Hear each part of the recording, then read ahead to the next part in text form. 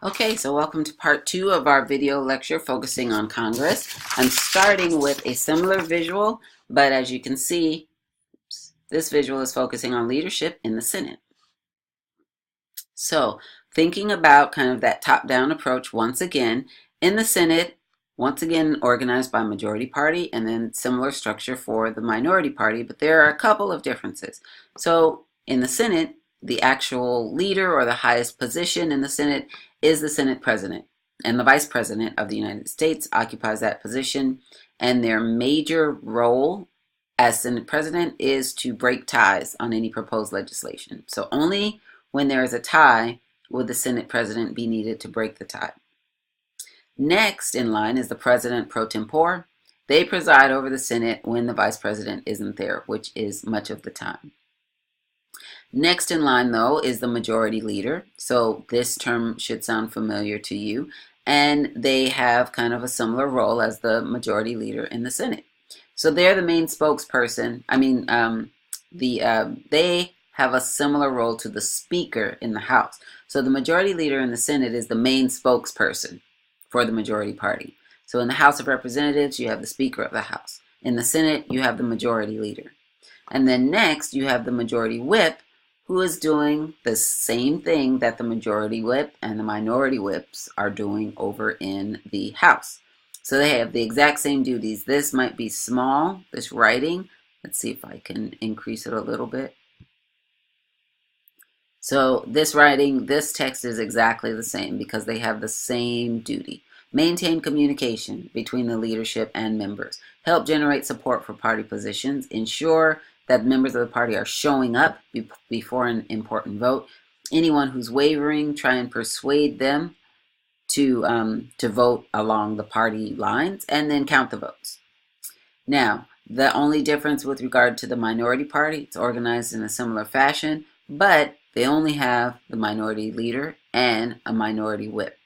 There is no Senate there's no Senate president occupied by the minority party. And there's no president pro tempore. So these two positions kind of fall to members of the majority party only. So going back to our outline, this outline here represents the same information that's on the visual that I just showed you. So in the House of Representatives, also keep in mind that the members of our House are elected based on state population. So different states have different numbers of representatives who are going into the House. And also keep in mind that they have relatively short term limits. So they only have 2-year terms, which means that they are kind of constantly thinking about their re-election campaign. So that's a bit more information about members of the House. This information is what we've already covered. So you have the majority party. They have a speaker, a leader, and a whip. You have the minority party. They have a minority leader and a whip. And those duties of the whip are important for you to keep in mind. Then you have, let's see, I can delete this.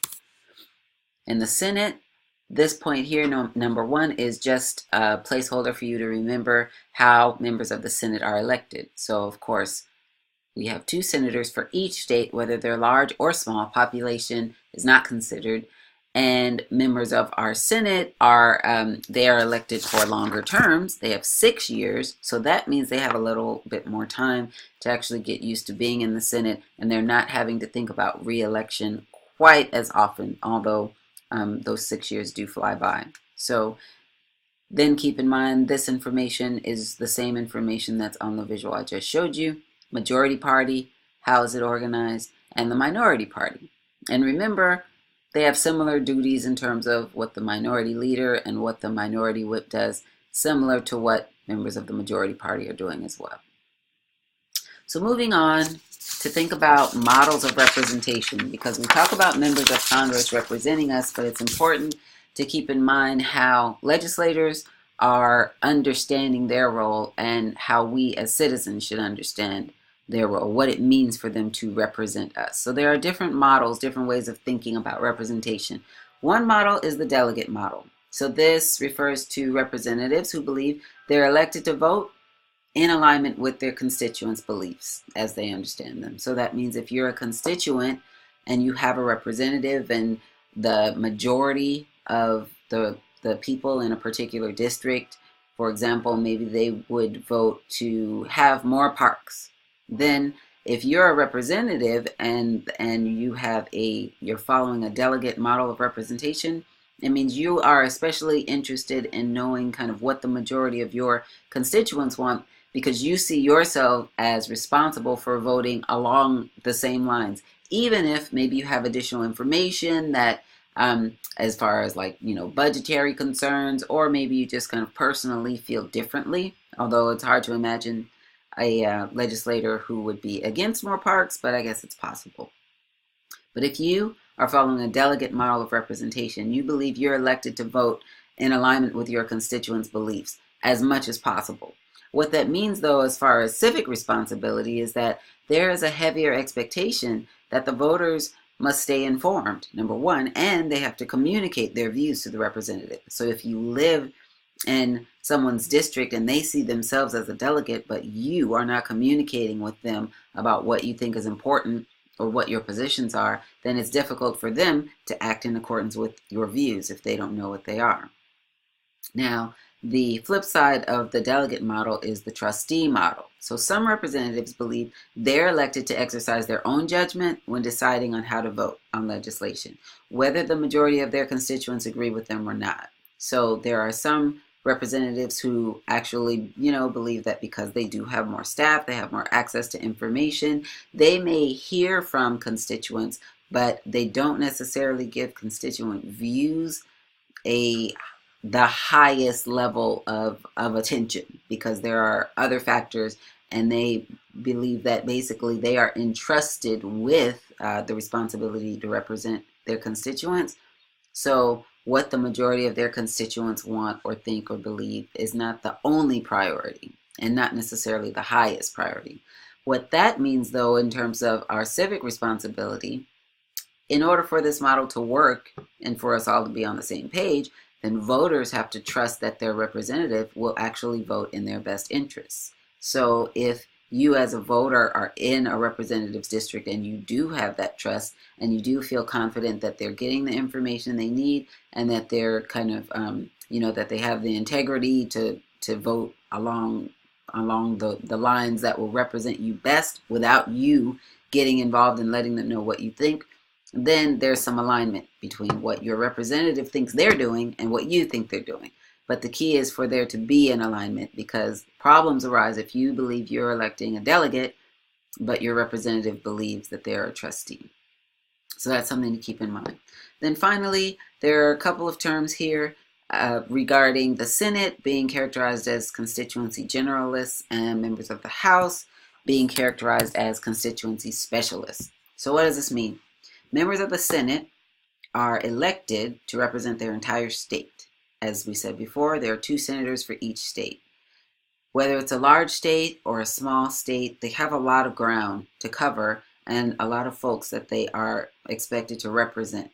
So in order to do that, what that means is they have to not only be aware of what the smaller pockets of their constituents think up and down their state, they have to have a good idea of like the general trends in terms of attitudes and beliefs and the positions of all of the people in their state, like kind of what the average is, as well as the nuances, maybe like in the state of California, because we're so big, there might be constituents in Northern California may have very different views and opinions about various issues. Think about climate change, think about immigration.